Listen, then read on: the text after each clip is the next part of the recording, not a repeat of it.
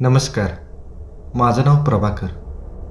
आजच्या कथेमध्ये मी तुम्हाला जो प्रसंग सांगणार आहे, तो प्रसंग मी 25-26 वर्षाचा असेल त्यावेळी माझ्यासोबत घडून गेलेला होता. आज माझं वय 60 वर्ष आहे. तो प्रसंग घडून गेला त्यावेळीची परिस्थिती आजच्या परिस्थितीपेक्षा खूपच वेगळी होती. कथेला सुरुवात करण्याच्या आधी मी तुम्हाला माझ्याबद्दल आणि माझ्या कुटुंबाबद्दल थोडीशी माहिती देतो. तसं माझं बालपण खूपच हलाखीत गेलेलं होतं. महाराष्ट्रातल्या पश्चिम घाटाजवळचं माझं एक गाव. डोंगर, नद्या, नाले, पर्वत अशा निसर्गाच्या सानिध्यामध्ये आमचं गाव होतं. पण आमच्या या सुंदर देखण्या गावाला कुणाची नजर लागली काय माहिती. आणि त्यावेळी आमच्या भागामध्ये धरण मंजूर झालं आणि त्या धरणाच्या बांधकामासाठी बरीचशी गावं उठली आणि त्यामध्येच उठणारं एक आमचं पण गाव होतं. इच्छा नसताना सुद्धा सगळ्या गावकऱ्यांना गाव सोडून जावंच लागणार होतं, कारण शासनाचा तसा आदेशच होता आणि आम्ही त्यावेळीच विस्थापित झालो. खरं तर आम्हा विस्थापितांना शासनाने दुसरी गावं वसवून जागा दिली खरी, पण आमचं मन मात्र तिकडं रमत नव्हतं. आमच्या डोळ्यासमोर आमच्या गावाची राख रांगोळी झाली, धरणाचं बांधकाम झालं, अचानकच सगळं संपलं होतं. नवीन जागा, नवीन लोक, नवीन जमिनी, नवीन शेती या सगळ्यामध्ये ॲडजस्ट करायला आम्हाला बराचसा वेळ गेला आणि या वेळेमध्ये खूपच चांगले वाईट प्रसंग घडून गेले. माझ्या बाबतीत मात्र खूपच भयानक घडलं. एकतर आमची राहतं घरं, राहत्या जमिनी हे सगळं गेलेलं होतं आणि त्यातच एक वर्षभराच्या काळातच माझे आई वडील दोघं पण देवाघरी गेले. मी पोरका झालो. ती वेळ माझ्यासाठी खूपच अवघड होती आणि त्या वेळेमध्ये मला आधार दिला तो माझ्या काकांनी. माझे काका आणि काकी यांनी माझा स्वतःच्या सख्ख्या मुलाप्रमाणे सांभाळ केला. त्यांना पण स्वतःचं मूलबाळ नव्हतं, त्यामुळे त्यांनी मला कधीच अंतर दिलं नाही आणि त्यांच्यामुळं मला पण आई वडिलांची उणीव फारशी भासली नाही. माझे काका काकू खूपच जुन्या विचारांचे. त्यांची नाळ नेहमीच गावाशी जोडलेली होती. जरी गाव पाण्याखाली गेलेलं असलं तरी ते त्या जागेपासून दूर जायला अजिबात तयार नव्हते. आम्हाला दुसऱ्या एका गावामध्ये जागा मिळाली होती, पण काकाने मात्र तिकडं जायला नकार दिला. त्या धरणापासून जवळच आमची थोडीशी जमीन होती आणि मी काका काकींसोबत तिथंच राहत होतो. फारच कमी लोक आता त्या धरणाच्या आसपासच्या एरियामध्ये राहायचे. तिथं जास्त लोकवस्ती नसल्यामुळं बऱ्याचशा सुविधा तिथं मिळत नव्हत्या. छोट्या छोट्या गोष्टींसाठी लांबच्या गावाला जायला लागायचं. हळूहळू मी मोठा होत गेलो आणि माझं शिक्षण पूर्ण झाल्यानंतर मी एका मोठ्या शहरामध्ये कामाला लागलो. त्यावेळी मी बऱ्याच वेळा माझ्या काका काकूंना म्हणायचो की आता आपण शहरामध्ये जाऊन राहूया, पण त्यांना मात्र गाव सुटत नव्हतं. त्यांची इच्छा होती की त्यांना जरी मरण आलं तरी ते त्यांच्याच मातीमध्ये यावं. त्यामुळं मी पण त्यांच्याकडे जास्त हट्ट केला नाही. पुढच्या शिक्षणासाठी मी शहरामध्ये गेलो, पण अधूनमधून माझ्या गावच्या घरी येणं जाणं व्हायचं. आता येऊया आपल्या प्रसंगावर. त्यावेळी मी कामाला लागलेलो होतो. सकाळ सकाळी 5 वाजताच मी ज्या खोली मालकाकडे राहत होतो त्या खोली मालकाच्या फोनवर माझ्यासाठी फोन आला. मी फोन घेतला तर समोरून काका बोलत होते. काकांचा आवाज कापरा झालेला होता. मी काकांना विचारलं, काका काय झाले? काका 2 मिनिटं शांतच होते. पुन्हा काका हुंदके द्यायला लागले. माझ्या लक्षात आलं की काहीतरी घडले. मी पुन्हा काकांना बोलतं करण्यासाठी विचारायला लागलो. त्यावेळी काकांनी सांगितलं की बाळा, तुझी काकू गेली. तसा मला एक धक्का बसला. क्षणभरातच डोळ्यासमोर काजवे चमकायला लागले. माझी काकू म्हणजे माझ्या आईपेक्षा कमी नव्हती. ज्यावेळी मला कुणीच नव्हतं त्यावेळी तिनं माझा आईसारखा सांभाळ केलेला होता. आता काका आणि काकू बरेच म्हातारे झालेले होते. आता माझी वेळ होती त्यांची सेवा करायची. पण त्याच्या आधीच हे असलं काहीतरी अभद्र घडून गेलेलं होतं. मला 2 मिनिटं काहीच कळत नव्हतं. मी पुन्हा फोन हातात घेतला आणि काकांना म्हणालो, काका काळजी करू नका, मी लगेच निघतो. तरी पण मला येण्यासाठी रात्र किंवा मध्यरात्र पण होईल. मी फोन ठेवला आणि मी माझ्या ऑफिसमध्ये मी आज कामावर येणार असल्याचं कळवलं. पटापट तयारी करून मला आता गावाकडे निघावं लागणार होतं, कारण गावची परिस्थिती खूपच भयानक होती. ज्या ठिकाणी आम्ही राहत होतो तिथं आसपास लांब लांबपर्यंत कोणतंही घर नव्हतं, कोणतंही दुकान नव्हतं आणि अशा परिस्थितीमध्ये म्हातारे काका एकटे काय करणार होते? सगळ्यात महत्त्वाची गोष्ट म्हणजे तिथं खांदा देण्यासाठी 4 माणसं पण मिळणार नव्हती. शवाला दहन करण्यासाठी साधी तिथं स्मशानभूमीसुद्धा नव्हती. मी पटकन सगळी तयारी केली आणि मी ST स्टँडवर जाऊन पोचलो. तिथून मी डायरेक्ट रेल्वे स्टेशनवर गेलो. आमच्या गावापासून साधारणतः 5-6 किलोमीटरच्या अंतरावर एक रेल्वे स्टेशन होतं.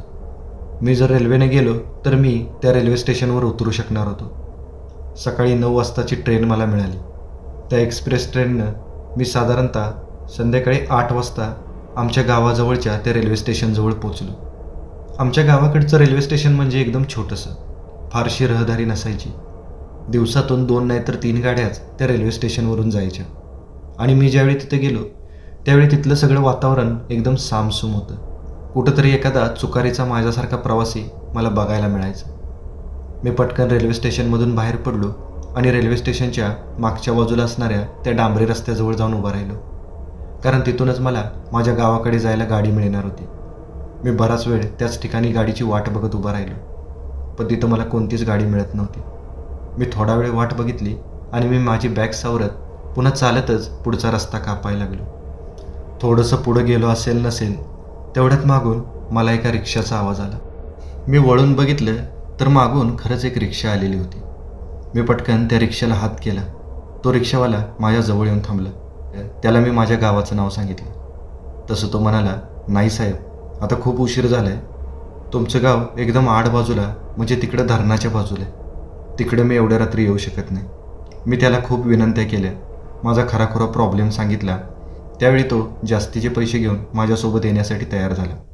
मी रिक्षामध्ये बसलो आणि साधारणतः एक 15-20 मिनिटांमध्येच त्यानं मला माझ्या गावाजवळच्या छोट्या डांबरी रस्त्याजवळच सोडलं. मी माझी बॅग घेऊन रिक्षातून खाली उतरलो. त्यानंतर तो निघून गेला. मी माझी बॅग घेतली आणि पुन्हा एका छोट्याशा कच्च्या रस्त्याने डाव्या बाजूला वळलो. 5-10 मिनिटंच पुढं चालत गेल्यानंतर मी एका घरासमोर जाऊन उभं राहिलो. तेच माझं गावचं घर होतं. मी घराच्या अंगणामध्ये गेलो तर माझे काका अंगणामध्येच डोक्याला हात लावून बसलेले होते. मला अपेक्षा होती की तिथं काकांसोबत दुसरं पण कुणीतरी असेल, पण तिथं कुणीच नव्हतं. जसं काकांनी मला बघितलं तसं काकांनी हंबरडाच फोडला. मी काकांच्या जवळ गेलो आणि त्यांना दिलासा द्यायला लागलो. काकांना पण काकूशिवाय आणि माझ्याशिवाय कुणीच नव्हतं. मी शहरात राहत होतो त्यावेळी त्यांना काकूचीच साथ होती, पण आता काकू गेल्यामुळं काका पूर्णपणे एकटे पडलेले होते. आम्ही वरांड्यातल्या खाटेवरच बसलो आणि मी काकांची विचारपूस करायला लागलो. त्यावेळी काकांनी सांगितलं की काल रात्री ती जेवून झोपली होती, पण आज सकाळी मी तिला उठवायला गेलो त्यावेळी ती उठलीच नाही. तिच्या शरीराला मी हात लावून बघितलं तर तिचं सगळं शरीर एकदम थंड पडलेलं होतं. माझ्या लक्षात आलं की ती आता या जगामध्ये नाही. त्यावेळी मी तुला चौकातल्या टेलिफोन बूथवरून फोन केला. आता इथं तुझ्याशिवाय आपलं दुसरं आहे तरी कोण? मी दुसरं कोणालाच यातलं काहीच सांगितलं नाही, आणि सांगितलं तरी इथं जवळ कोण आहे आपल्याला मदत करायला? आता जे काय करायचं आहे ते आपल्या दोघांनाच करावं लागणार. तसं मी काकांना म्हणालो, काका तुम्ही शांत व्हा, माझं मी सगळं करतो. मला फक्त एक सांगा की आता इथून आपल्याला स्मशानभूमी कुठं जवळ आहे? तसं काका म्हणाले, बाळा आपण विस्थापित आहोत, इथं आपल्याला कुठं स्मशानभूमी नाही. त्यानंतर मी काकांना विचारलं, मग आता काय करायचं? त्यावेळी काका म्हणाले, प्रभाकर, अरे इथून पुढं एक 5-6 किलोमीटरवर एक नदी आहे.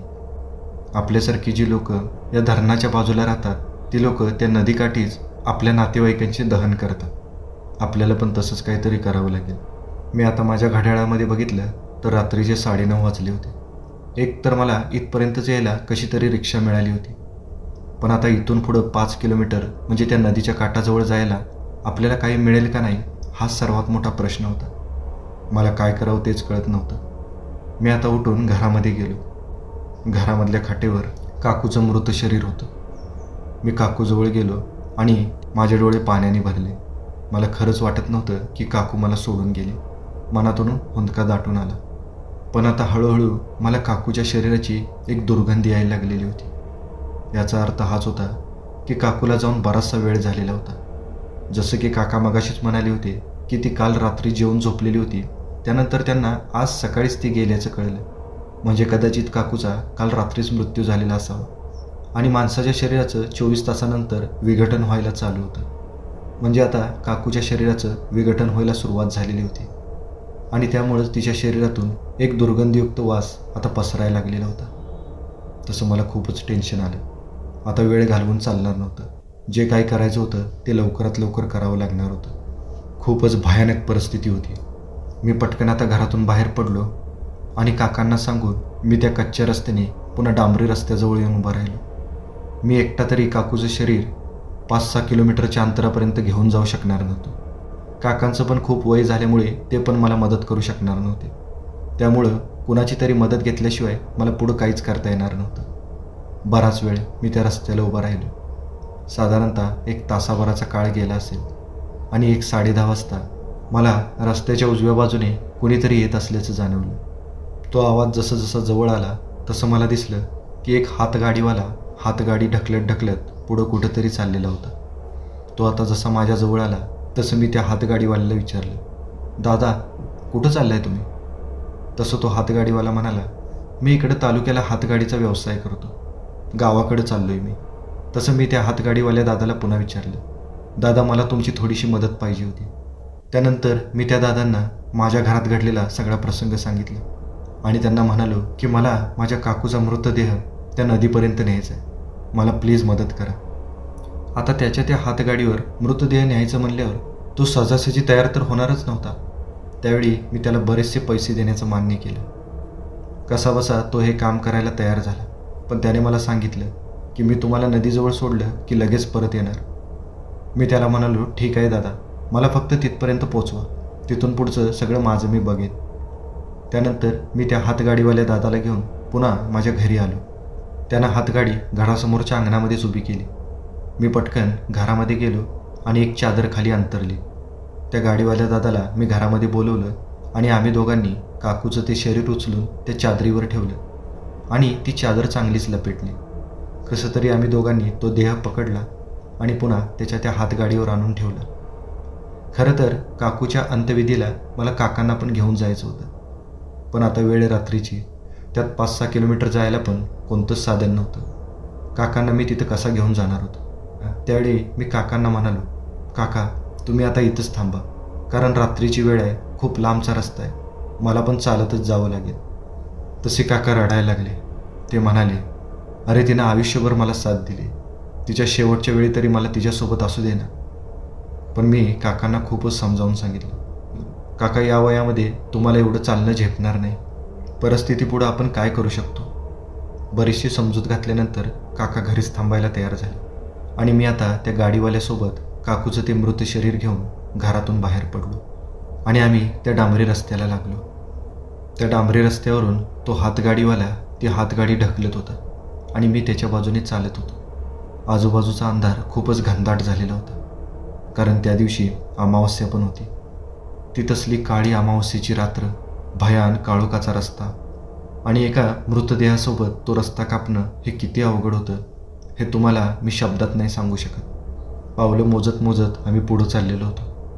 तेवढ्यात अचानक तो हातगाडीवाला दादा मला म्हणाला, साहेब पण आता यांचा अंत्यविधी तुम्ही कुठं करणार?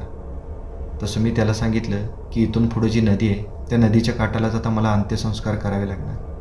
थोडा वेळ गप्प राहिल्यानंतर तो गाडीवाला दादा पुन्हा मला म्हणाला, साहेब पण त्या नदीजवळचं वातावरण फारसं चांगलं नाही, आम्ही असं ऐकले की ती जागा खूपच भयानक आहे. मी बऱ्याच वेळा जाता येताना तिथं बघितलं होतं की तिथं बरेचसे बेवारस मृतदेह अर्धवट जळलेल्या अवस्थेमध्ये पडलेले असतात.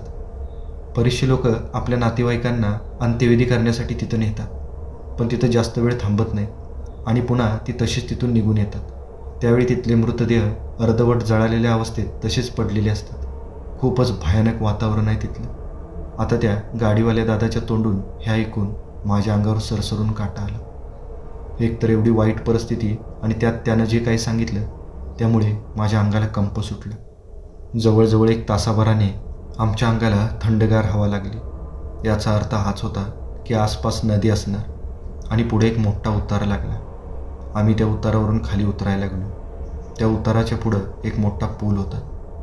त्या गाडीवाल्याने पुलाच्या डाव्या बाजूने एका छोट्या रस्त्याने गाडी खाली घेतली आणि आम्ही एका छोट्या वाळवंटी काठावर येऊन उभा राहिलो. त्यानंतर आम्ही दोघांनी काकूचे ते शेव त्याच्या त्या हातगाडीवरून खाली उतरवलं. त्यानंतर मी त्या गाडीवाल्याला पैसे दिले आणि तो लगेचच तिथून निघून गेला. मी माझ्या मोबाईलचा टॉर्च ऑन केला आणि आजूबाजूला बघायला लागलो. त्या काठावर आजूबाजूला बऱ्याचशा चिता अर्धवट जळलेल्या अवस्थेमध्ये दिसत होत्या. खरंच तो गाडीवाला म्हणत होता ते खरं होतं. तिथलं वातावरण खूपच भयानक होतं.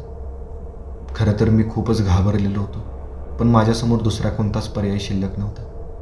आता त्या ठिकाणी एवढ्या रात्री काकूच्या अंत्यविधीसाठी लाकडं पण मिळणं शक्य नव्हतं आणि त्यावेळी मी एक धाडसी निर्णय घेतला. मी आता त्या वाळवंटामध्ये असणाऱ्या आजूबाजूच्या अर्धवट जळलेल्या चितांचा शोध घ्यायला लागलो आणि तिथली अर्धवट जळलेली लाकडं मी गोळा करायला लागलो. ज्यावेळी मी त्या चितेतून ती अर्धवट जळलेली लाकडं बाहेर ओढायचो त्यावेळी त्या लाकडांसोबत त्या चितेमध्ये अर्धवट जळालेल्या मृतदेहांचे हात, पाय किंवा वेगवेगळे अवयव पण बाहेर यायचे. त्यावेळी माझ्या काळजाचा थरकाप उडायचा. कशी तरी करून मी थोडीशी लाकडं गोळा केली आणि त्याची एक छोटीशी चिता बनवली. आता शेवटचंच काम बाकी होतं. काकूचा मृतदेह उचलून मला त्या चितेवर ठेवायचं होतं आणि त्याला भडागणी देऊन मला घरी परत जायचं होतं. आणि मी आत्ता जसा काकूच्या त्या मृतदेहाजवळ गेलो त्यावेळी अचानक मला असं जाणवलं की काकूच्या शवावरचं कापड अलगद बाजूला झालेलं होतं. मला कळतच नव्हतं की मी ज्यावेळी काकूचं शव खाली उतरवलं होतं त्यावेळी मी ते चांगलं लपेटलं होतं. मग अचानकच काकूच्या शवावरचं कापड बाजूला कसं झालं. पण पुन्हा मी विचार केला की कदाचित आजूबाजूला सुटलेल्या वाऱ्यामुळे तिच्या अंगावरचं ते कापड बाजूला झालेलं असेल. आणि त्यावेळी मला काकूचा चेहरा पण दिसला. पण आश्चर्याची बाब म्हणजे काकूच्या शवाचे डोळे उघडे होते. मी ज्यावेळी घरी काकूचा मृतदेह बघितला होता त्यावेळी तिचे डोळे झाकलेले होते. मग आत्ता अचानकच काकूचे डोळे उघडले कसे. अचानक मला वातावरणामध्ये एक विचित्र बदल जाणवायला लागला. माझ्या आजूबाजूच्या अंधारामध्ये काहीतरी घोंगावतंय असं मला जाणवायला लागलं. मी सारखं मान वळ करून टॉर्च इकडे तिकडे फिरवायला लागलो पण मला काहीच दिसत नव्हतं. पण माझ्या आजूबाजूचं ते गम्य अस्तित्व मला सारखं जाणवत होतं. मी 1 मिनिट जरी पुढं बघितलं तरी माझ्या मागून काहीतरी कुजबुजायचं. माझ्या कानाजवळ त्याची चाहूल मला एकदम स्पष्ट जाणवायला लागली. भीतीनं माझी बोबडीच वळली. मला पटकन इथलं कार्य उरकून घरी जायचं होतं आणि मी आता काकूच्या मृतदेहाच्या खाली दोन्ही हात घालून तिचा मृतदेह उचलला आणि तो त्या लाकडांवर ठेवला. आणि मी खिशातलं माचीस काढून माचीसची काडी पेटवणार तेवढ्यात माझ्या हाताला कुणाची तरी पकड जाणवली. एका क्षणातच माझं शरीर भीतीने गोठून गेलं. हृदयाची धडधड एवढी वाढली की माझं हृदय आता छाती फोडून बाहेर येते की काय असं मला वाटायला लागलं. घाबरत घाबरतच मी खाली बघितलं आणि खालचं दृश्य बघून माझ्या पायाखालची जमीनच सरकली. कारण काकूच्या त्या मृत शरीराने माझा हात घट्ट पकडला होता. मी मोठ्याने किंचाळायला लागलो आणि त्या पकडीतून माझा हात सोडवायचा प्रयत्न करायला लागलो. पण ती पकड मात्र खूपच घट्ट होती. मी जोरजोराने इसके द्यायला लागलो पण काकू माझा हात सोडायला तयारच नव्हती. मी बरेचसे प्रयत्न केले, माझी सगळी ताकद लावली पण माझा हात काही सुटत नव्हता. त्या धडापडीत माझा मोबाईल पण कुठंतरी पडला होता. सगळीकडे अंधार पसरला होता. मी इकडं तिकडं अंधारामध्ये चापचायला लागलो त्यावेळी मला एक मोठा दगड सापडला. मी तो दगड माझ्या दुसऱ्या हातामध्ये घेतला आणि कोणताही मागचा पुढचा विचार न करता मी कचाकच काकूच्या हाताची जी पकड होती त्यावर त्या दगडाने घाव घालायला लागलो. जवळजवळ 5 मिनिटं मी वेड्यासारखा घाव घालतच होतो आणि त्या झटापटीत माझ्या हाताला पण बरीचशी दुखापत झालेली होती. कसा तरी माझा हात काकूच्या हातातून सुटला आणि मी भान हरपल्यासारखा जोरजोराने पळायला लागलो. मला मी कुठं पळतोय काय करतोय हेच कळत नव्हतं. बराच वेळ मी वेड्यासारखा पळतच होतो. त्यानंतर माझी शुद्ध हरपली आणि मी धाडकन जमिनीवर पडलो. त्यानंतर मला शुद्ध आली ती सकाळीच. कोणीतरी माझ्या तोंडावर पाणी मारल्यामुळं मी जागा झालेलो होतो. बघतोय तर मी एका डांबरी रस्त्याच्या बाजूला पडलेलो होतो. एका दूधवाल्याला मी दिसलेलो होतो आणि त्यानंच मला शुद्धीवर आणलेलं होतं. एका क्षणार्धातच रात्रीचा तो भयानक प्रसंग माझ्या डोळ्यासमोरून तरळून गेला. आता काकूच्या त्या देहाचं काय झालं हे मला पण माहिती नव्हतं आणि ते जाणून घेण्याची माझ्यात ताकद पण नव्हती. तो दूधवाला माझी विचारपूस करत होता पण मी त्याला काल रात्री घडलेलं काहीच सांगितलं नाही. मी फक्त त्याला एवढंच म्हणालो की मी रात्री या रस्त्याने चालत येत होतो आणि अचानक मी चक्कर येऊन पडलो. त्यानंतर त्या दूधवाल्याने मला माझ्या घराजवळ आणून सोडलं. रात्रीचा कोणताही प्रसंग मी माझ्या काकांना पण सांगितला नाही. 1-2 दिवस मी पुन्हा तिथंच राहिलो. त्यानंतर मी काकांना घेऊन पुन्हा शहरामध्ये गेलो कारण आता काकांची देखभाल करायला तिथं कोणीच नव्हतं. बरेच दिवस मला रात्रीची झोप पण नीट लागत नव्हती कारण त्या दिवशीचा तो प्रसंग एखाद्या भूताप्रमाणे माझ्यासमोर उभा राहत होता. आज या घटनेला बरेचसे दिवस झाले. आता माझे काका पण हयात नाहीत. त्यानंतर माझं लग्न झालं, मला मुलं झाली, आज माझी नातवं पण आले. पण आज जरी तो प्रसंग आठवला तर अंगावर सरसरून काटा आल्याशिवाय राहत नाही.